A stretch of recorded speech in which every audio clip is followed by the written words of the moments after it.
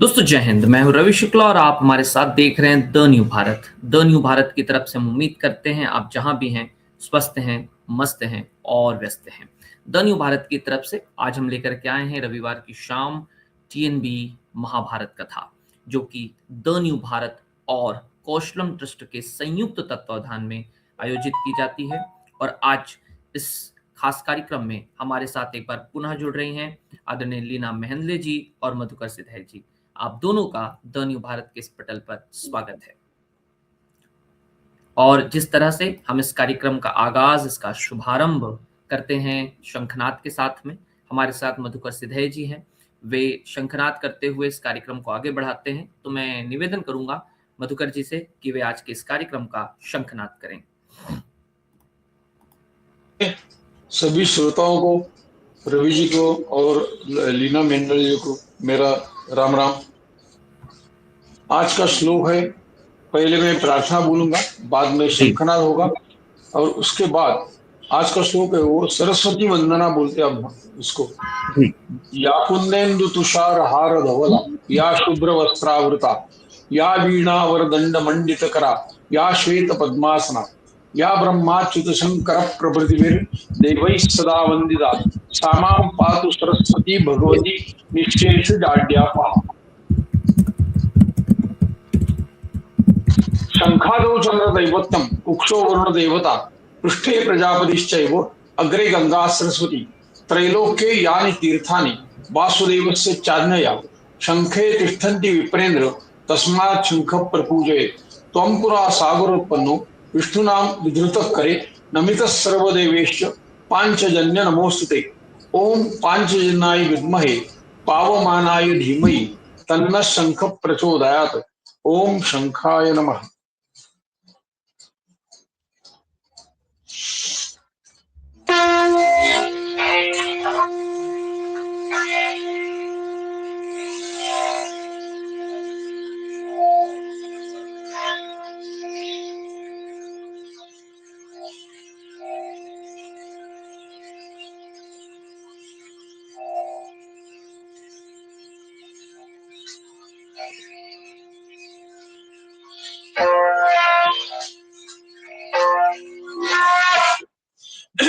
अभी श्लोक।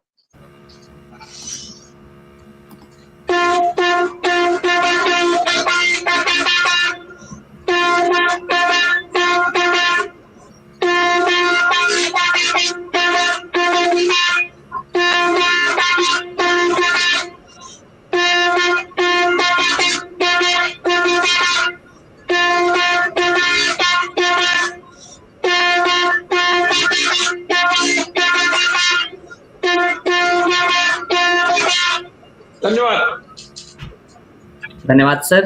और आज की कहानी जो कि आदरणीय लीना जी हमारे साथ में साझा करने वाली हैं, जरासंध का वध। और एक ऐसा राजा जिसकी शक्ति के आगे बड़े बड़े योद्धा घुटने टेक देते थे, लेकिन ये कहानी आज उस शक्ति की नहीं बल्कि चतुर रणनीति और साहस की है, जिसने एक अजेय समझे जाने वाले योद्धा का अंत कर दिया। तो आइए बिना कुछ अन्य भूमिका के सीधा जुड़ते हैं आदरणीय लीना जी के साथ में। मैम, स्वागत है आपका। नमस्कार, आपके सभी दर्शकों को नमस्कार जी। और पहले हम की तरह पहले गणेश वंदना से आरंभ करेंगे। तो मेरे साथ आप लोग भी बोल सकते हैं या जो सुन रहे हों वो भी इस श्लोक को पढ़ लें अपने मन में या उच्चार के साथ। वक्रतुंड महाकाय सूर्यकोटि समप्रभ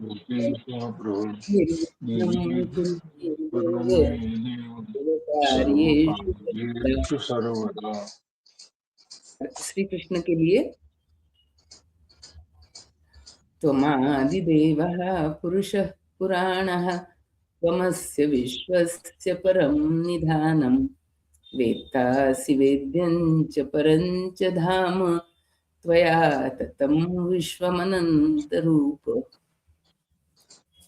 श्री कृष्ण ने नमः। तो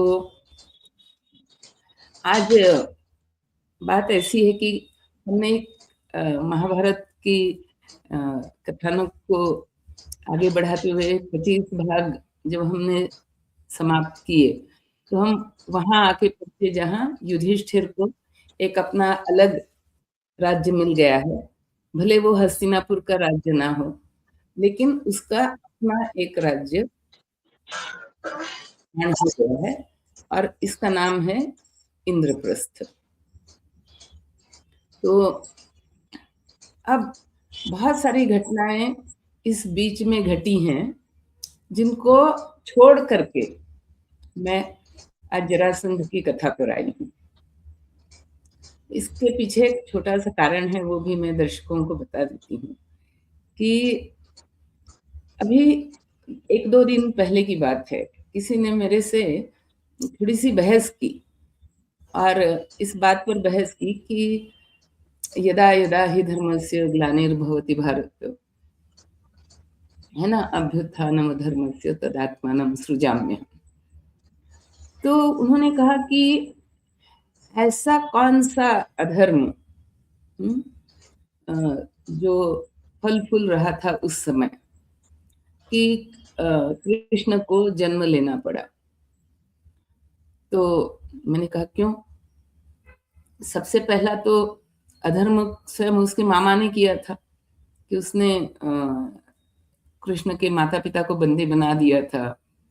और जब उससे जब कहा गया कि इसी देवकी का 8वां पुत्र तुम्हारा काल बनेगा, उसने दोनों को बंदी बना दिया।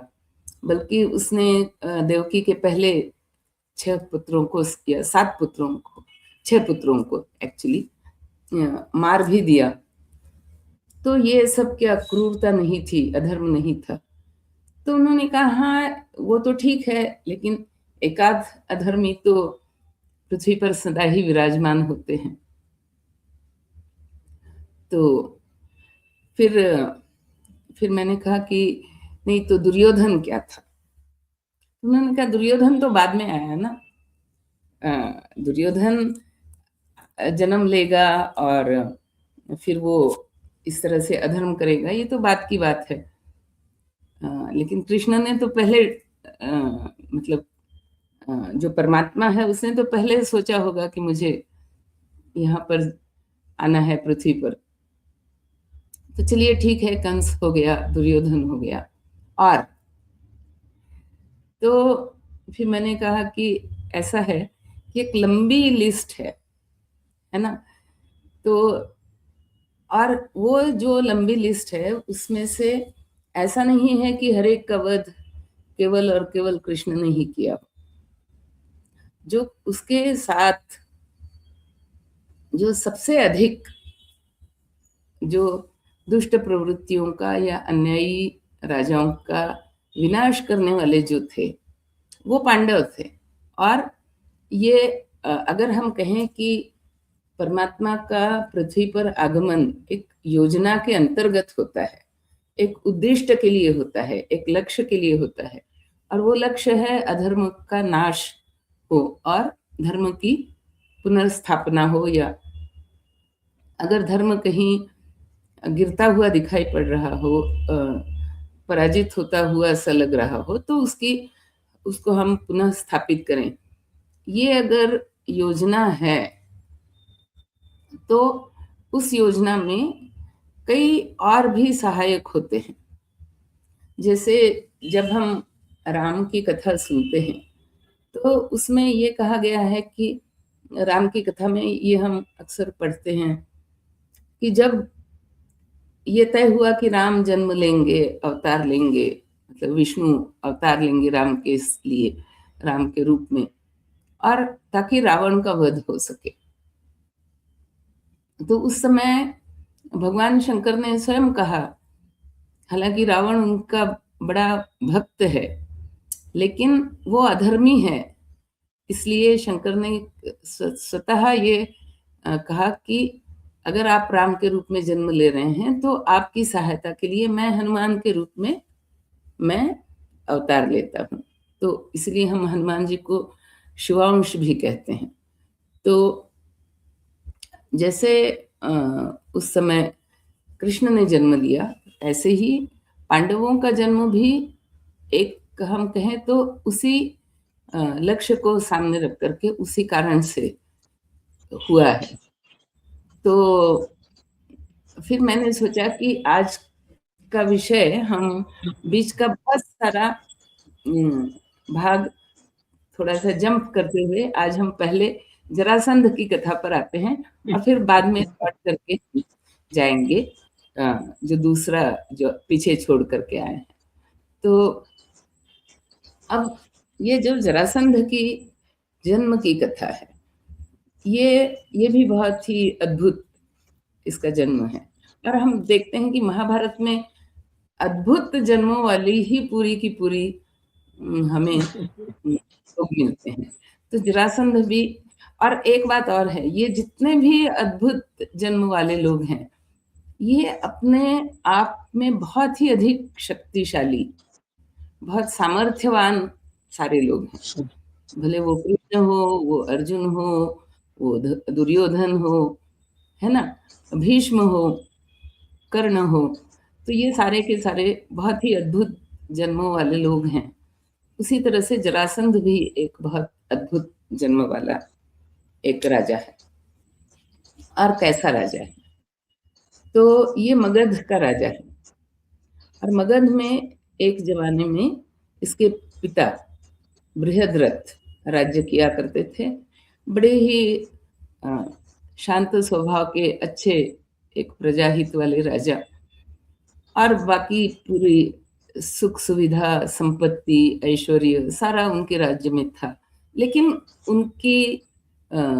उनके दुख का कारण ये है कि उनको कोई पुत्र नहीं है, कोई संतान नहीं है। तो ये भी हम देखते हैं महाभारत काल में कि कई लोगों की ये समस्याएं हैं कि उन्हें संतान प्राप्ति बहुत सरलता से नहीं है। तो मैं तो इसका ये अर्थ लगाती हूँ कि पृथ्वी के पूरे जो पृथ्वी का जो चक्र चलता है, सृष्टि का जो चक्र चलता है, उस चक्र में कभी ना कभी ऐसा भी समय आता है जब पृथ्वी पर एक थोड़ी सी, शायद ये मैं शायद कह रही हूँ, एक सिलेक्टिविटी हो जाती है कि हम केवल उत्तम प्रजाति वाले ही संतान की उत्पत्ति हो सके। और उस तरह से उत्तम प्रजाति के संतान की उत्पत्ति के लिए ये आवश्यक है कि एक बहुत भारी संख्या में उत्पत्ति ना हो। अर्थात एक क्वालिटी वर्सेस क्वांटिटी, ये चयन मुझे लगता है कि सृष्टि कभी कभी करती है। तो जो क्वांटिटी है, जो एक बहुसंख्यता है, उसकी तुलना में भले ही क्वांटिटी कम हो बट क्वालिटी अच्छी हो, ये सिलेक्शन कभी कभी पृथ्वी या सृष्टि करती है। तो शायद वही समय रहा होगा महाभारत का भी। इसीलिए हम देखते हैं कि महाभारत में ये कईयों के साथ हम ये बात पढ़ते हैं कि राजा है, समृद्धि है ना, ऐश्वर्य है, सब कुछ है, लेकिन दुख है कि संतान नहीं है। तो ये बृहद्रथ के साथ यही बात थी। दो जुड़वा बहनें उसकी रानियां थी, दोनों भी बहुत मतलब उसके लिए सब प्रकार से योग्य रानियां थी। लेकिन ऐसा होते हुए भी अब उसको संतति नहीं है। तो एक दिन वो इतना दुखी हो जाता है कि वो कहता है कि मैं अब राज छोड़ करके मैं तो वन की ओर जा रहा हूँ। और वो बिना किसी से कुछ कहे वो वन में चला जाता है। और वो ये निश्चित कर लेता है कि अब मैं वनवासी ही बन करके रहूंगा। मैं अब मेरे राज्य का चाहे जो होना हो वो होता रहे। लेकिन संयोग है कि वन में वो जैसे ही आता है तो उसे सामने एक बहुत बड़े महात्मा एक पेड़ के नीचे बैठ करके साधना करते हुए मिलते हैं। और राजा ने उनके विषय में सुन रखा है, तो समझ जाता है कि ये जिनकी काफी कीर्ति हो रही है, ऐसे ये चंड कौशिक ऋषि हैं।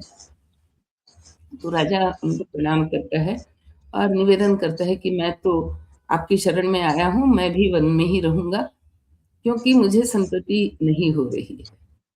तो चंडकौशिक ऋषि कहते हैं कि लेकिन प्रजा को अरक्षित छोड़ना ये राजा का धर्म नहीं है, तो तुम राज्य को लौट जाओ और प्रजा की रक्षा करते रहो, और अगर ईश्वर ने चाहा तो तुम्हें संतति अवश्य ही प्राप्त होगी, लेकिन उसके लिए तुम्हें कुछ प्रसाद चाहिए, तो तुम ठहरो, मैं किसी प्रसाद की व्यवस्था करता हूँ। और ऋषि उस पेड़ के नीचे बैठे।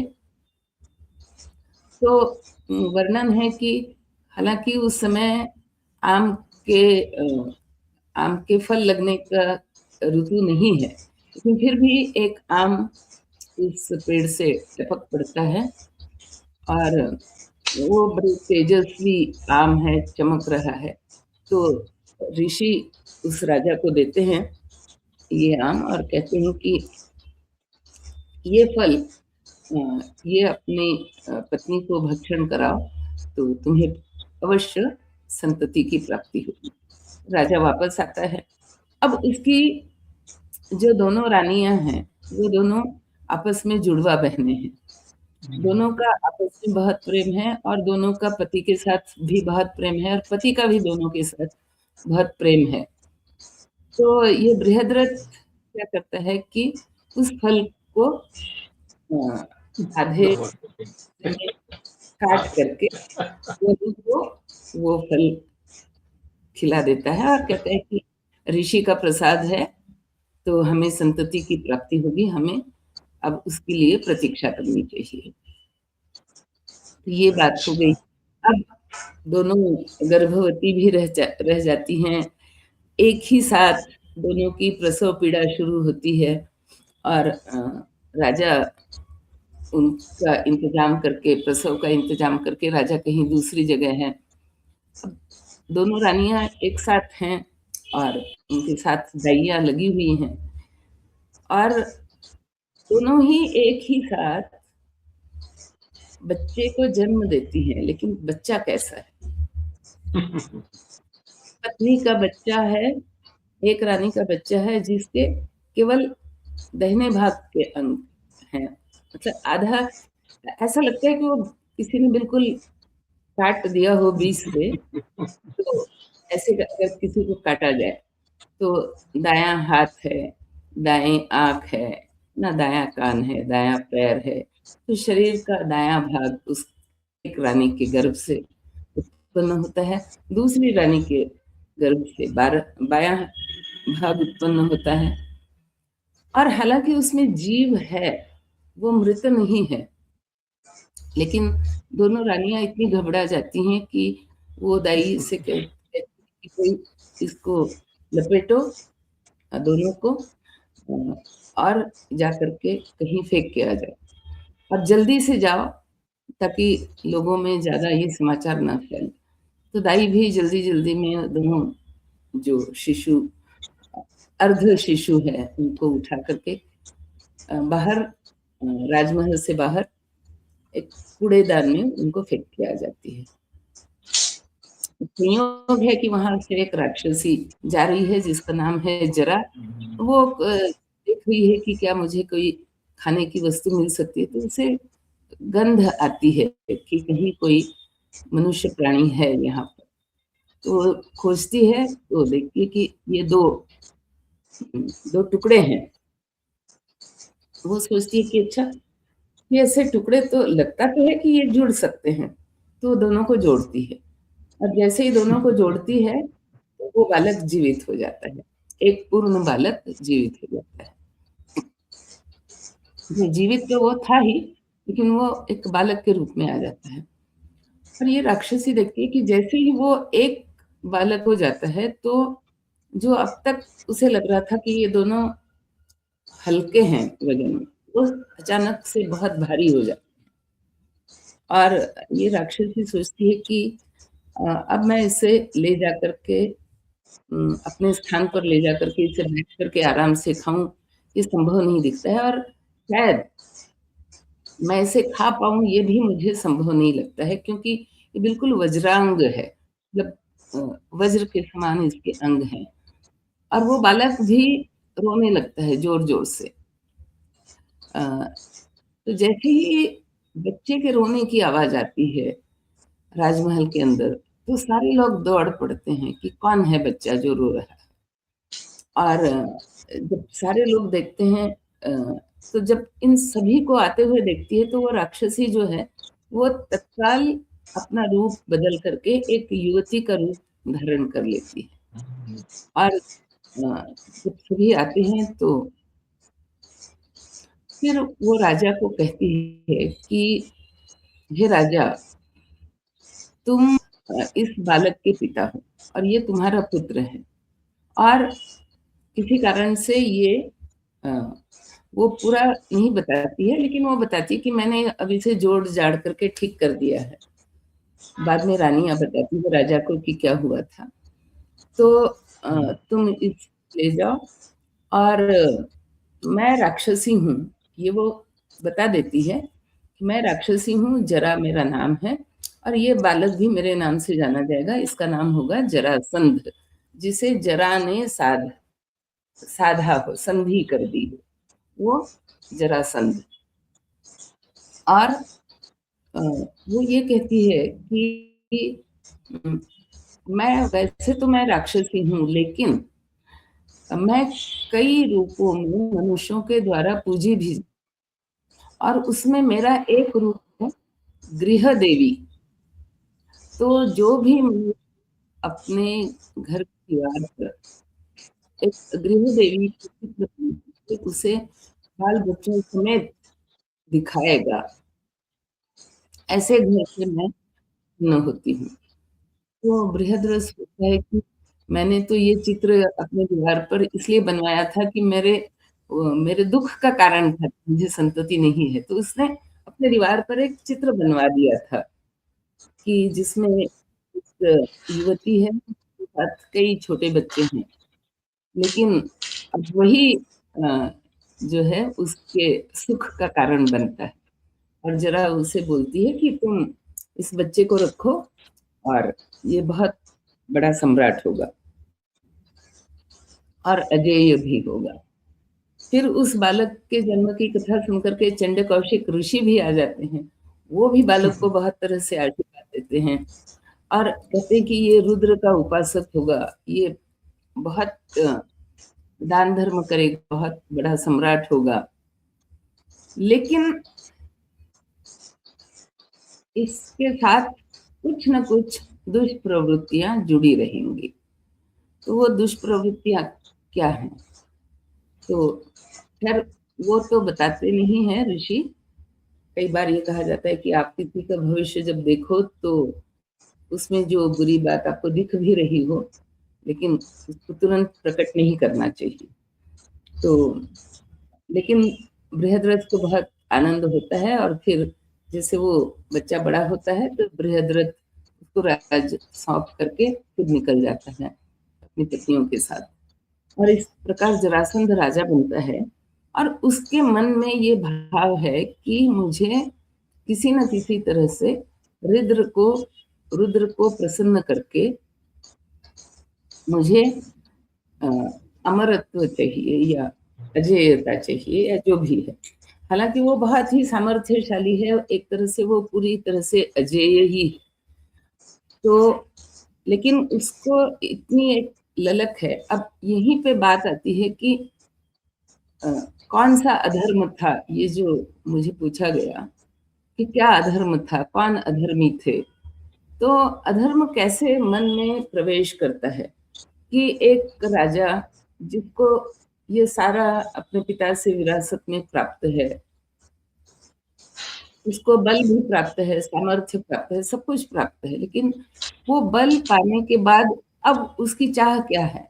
वो ये चाहता है कि 100 राजाओं का मैं बलि दूँ रुद्र के सामने और रुद्र के सामने बलि देकर के मैं रुद्र स्वरूप बनूँ, ये अब उसकी चाह है। तो वो एक-एक करके अपने आस-पड़ोस के राजाओं को पराजित करके उन्हें कैदी बनाना आरंभ करता है और उसका संकल्प है कि मैं 100 राजाओं की बलि दूंगा। उसमें से उसने 86 राजे अब तक कैद करके रख लिए। तो एक प्रकार से ये उनके राज्यों पर आक्रमण करके और उन्हें जीत करके और उन्हें इस तरह से बंदी बना करके रखा गया। तो ऐसा ये जरासंध है शक्तिशाली। तो यहाँ पर इस जरासंध का वध कृष्ण करना चाहते हैं, या उनके अवतार कार्य में जिन जिन लोगों के वध की बात है उसमें जरासंध का भी नाम। लेकिन यहाँ पर अब आते हैं हम वापस युधिष्ठिर के सम्राट होने कि युधिष्ठिर जो है उसे इंद्रप्रस्थ का राज्य तो मिल गया है। और बीच में जैसे मैंने कहा मैंने काफी कुछ कथा भाग छोड़ दिया है, लेकिन यहाँ इस प्रसंग पर आते हैं कि युधिष्ठिर से मिलने नारद आते हैं और युधिष्ठिर उनसे प्रणाम वगैरह करके पूछता है कि प्रभु आप बताइए कि आप कहाँ कहाँ घूम करके इस समय मेरे पास आए हैं। तो वो बताते हैं कि मैं अलग अलग देवताओं की सभाओं से घूम करके मैं यहाँ आ रहा हूँ। तो मैं यम की सभा में गया, फिर कुबेर की सभा में गया, फिर वरुण की सभा में गया, फिर इंद्र की सभा में गया, फिर ब्रह्मा जी की सभा में गया और उन सब का वर्णन वो युधिष्ठिर से कहते हैं।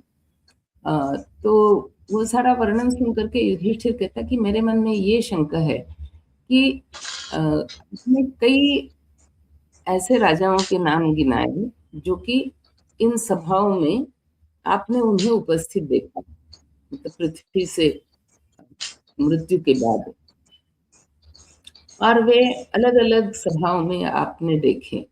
लेकिन आपने बताया कि इंद्र की सभा में केवल आपने एक ही राजा को देखा जो कि इंद्र के समान आसन पर बैठा है।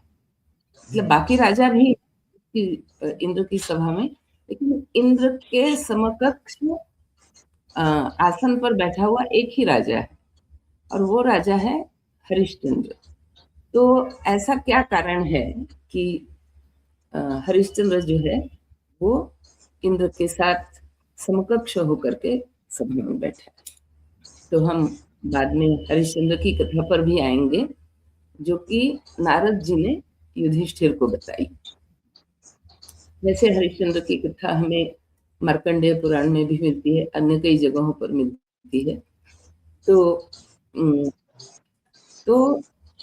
फिर और इस कथा में हरिश्चंद्र के सत्यवादिता के साथ साथ ये भी कहा गया कि अंत समय में हरिश्चंद्र ने राजसूय यज्ञ किया। तो नारद बताते हैं कि इन सभाओं में घूमते हुए मुझे तुम्हारे पिता पांडु, उनसे भी मेरी भेंट हुई और उन्होंने मुझसे पूछा कि मुने अगर आप पृथ्वी तल पर जा रहे हैं, पृथ्वी लोक में जा रहे हैं, तो युधिष्ठिर से मेरा ये आप उसको मेरी तरफ से ये संकेत जरूर दे देना कि वो भी राजसूय यज्ञ करे। तो यही मैं तुम्हें बताने आया। युधिष्ठिर विचार करने लगता है और उसके मन में ये बात घर कर जाती है कि अच्छा ये मेरे पिता का संदेश है कि मैं राजसूय यज्ञ करूं। अब कभी कभी मुझे लगता है कि जब हम पूरे इस काल में जो नारद जी की भूमिका देखते हैं, तो देखिए कि कंस और देवकी के विवाह के समय भी जो कंस ने देवकी को कैद कर लिया कि इसके 8वें पुत्र के द्वारा मेरा नाश होगा। तो जब पहला पुत्र जन्मा तो कंस ने कहा कि इससे मुझे क्या डर है, इसको छोड़ देता हूँ, इससे मुझे कुछ नहीं करना। तो नारद वहां प्रकट होते और नारद उसको समझाते हैं कि भाई तुम एक तो होता है कि सरल रेखा की गिनती 1 2 3 4 5 6 7, एक होती है चक्राकार गिनती, एक चक्र है 1 2 3 4 5 6 7 8 1 2 3 4, है ना? तो अब चक्र में आरंभ कहाँ से हो इसका कोई अ, ये कोई तय नहीं। तो क्या पता ये जो तुम्हें आकाशवाणी से कहा गया है, तो ये चक्राकार गति हो तो ये पहला पुत्र भी 8वां गिना जा सकता है। तो इस प्रकार एक प्रकार से नारद जो हैं वो हम कह सकते हैं कि कंस को जो उसकी जो अधार्मिकता है, उसको उभार करके सामने लाना चाह रहे हैं। कई बार हम देखते हैं कि जैसे अगर हमें किसी को दंड देना है, उसने कोई अपराध किया है और उसे दंड देने की हम इच्छा रखते हैं, तो ये कई बार हमारी एक स्वाभाविक मनस्थिति हो जाती है कि हम लोगों के सामने उस दंड को पूरी तरह से बढ़ा चढ़ा करके तो मैं नहीं कहूँगी, लेकिन उसको पूरी तरह से समग्रता से उस अपराध की जो पूरी विभत्सता है उसको लोगों के सामने रखा जाए पूरी तरह से। ये नहीं कि उसमें से कुछ छोड़ दिया और थोड़ी ही सी बात लोगों के सामने उजागर की। तो कई बार ये भी होता है कि जब दंड दिया जाना है तो उसका अपराध भी पूरी तरह से लोगों के सामने आए। तो सॉरी।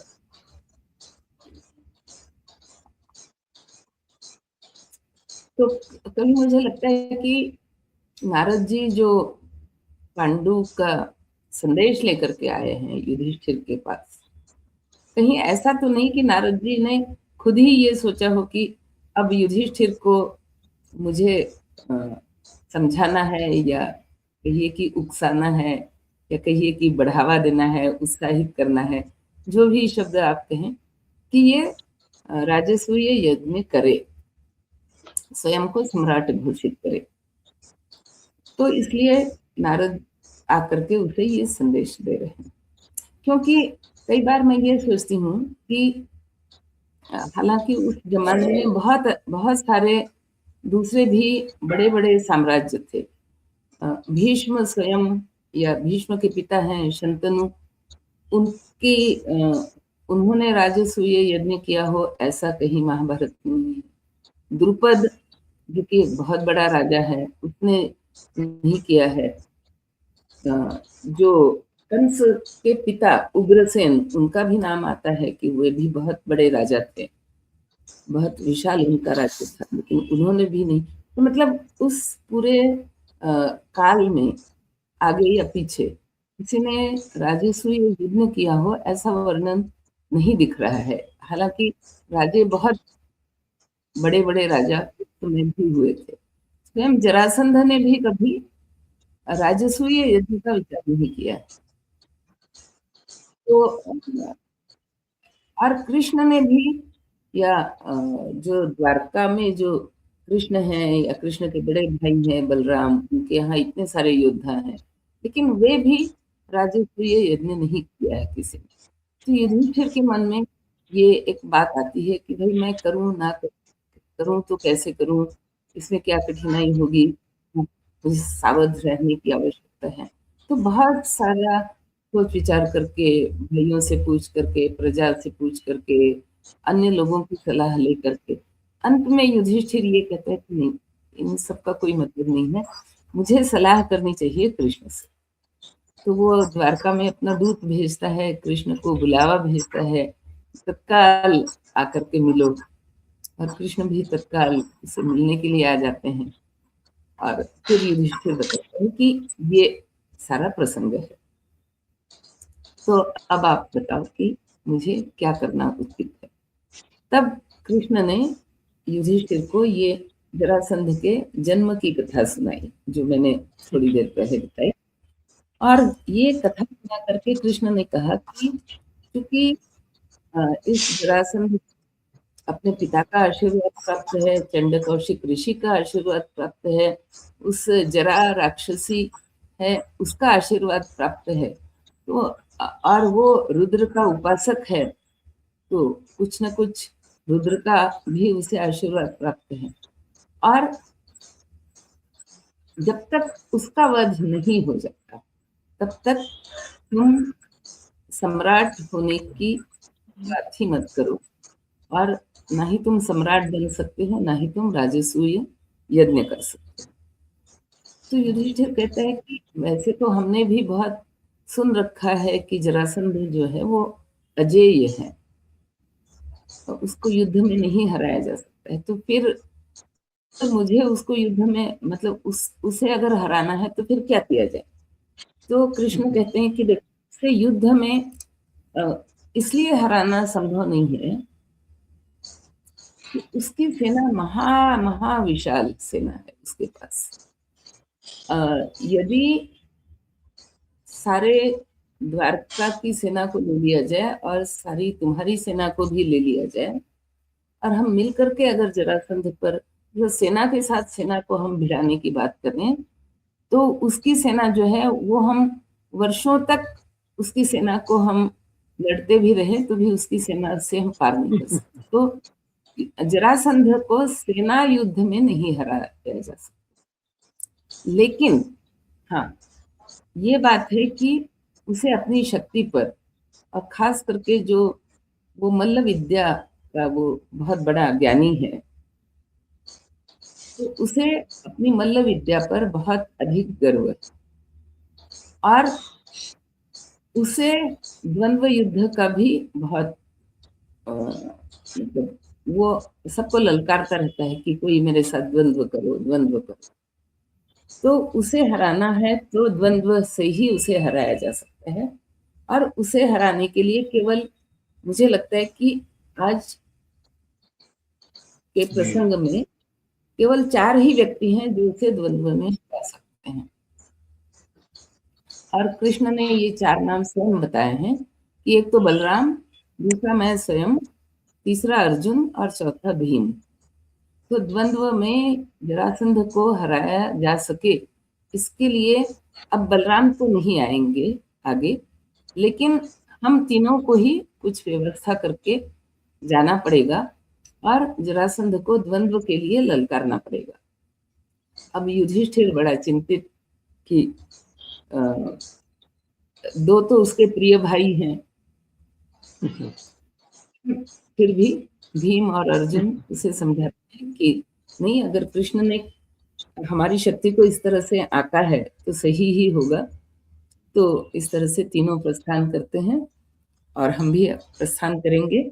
जरासंध की कथा आगे हम अगले भाग में भी लेंगे, और फिर हम वापस अपने पुराने स्थान पर वापस करेंगे। लेकिन ये जो पूरा जरासंध को मारना है, ये योजना कहीं न कहीं मुझे लगता है कि रही और युधिष्ठिर को आकर के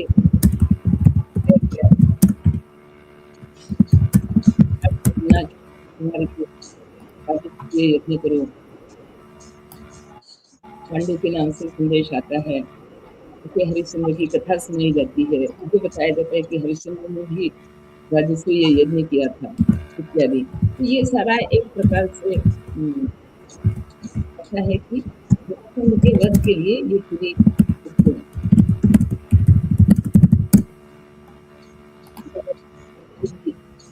किया जाता है। तो तीनों 1 मिनट में इतना बता दूं अगले बार के लिए। जी मैम। जब तीनों जाते हैं तो तीनों ब्राह्मण वेश में जाते हैं, और वो ब्राह्मणों का बड़ा बहुत आदर सम्मान किया करते हैं, और वो भी बहुत बड़ा दानी भी कहलाया जाता है। तो उसके यहाँ से ब्राह्मण को बड़े बड़े दान, ये तीनों जाकर के बोलते हैं कि हमें दान चाहिए। तो जरा से ये क्या असंभव। तो तो कहते हैं कि हमें द्वंद्व का दान, और हम ये तीनों हैं, तुम किसी को भी चुन लो। तो जरासंध तीनों को देखता है, बोलता है कि मेरे शरीर बहुत ही बड़ा विशाल शरीर इसे प्राप्त है। तो वो कहता है कि मेरे शरीर की तुलना में ये तीनों को नगण्य तुच्छ से दिखते हैं, और आ गए हैं मुझे ललकारने के लिए। वो पूछता है कि आप हैं कैसे, इसे बताओ। तो हिचक नहीं, जैसा उस समय का रिवाज है। कृष्ण बताते हैं, मैं कृष्ण हूँ, तुम्हारा पुराना वेद, ये अर्जुन है,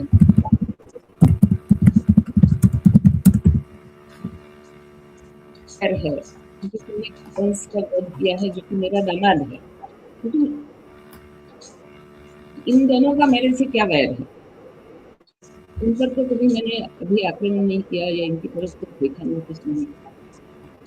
तो हम इस प्रसंग पर भी, लेकिन जरासंध है, उनका किसको? जरासंध भी आकार को दोनों से थोड़ा अच्छा, बराबरी क्या ये भी नहीं है, लेकिन मैं इसको चुनता हूँ।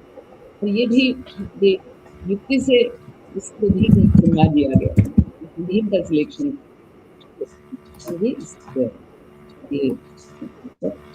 लेकिन कभी कभी मुझे लगता है कि ईश्वर की तरफ से भी कुछ,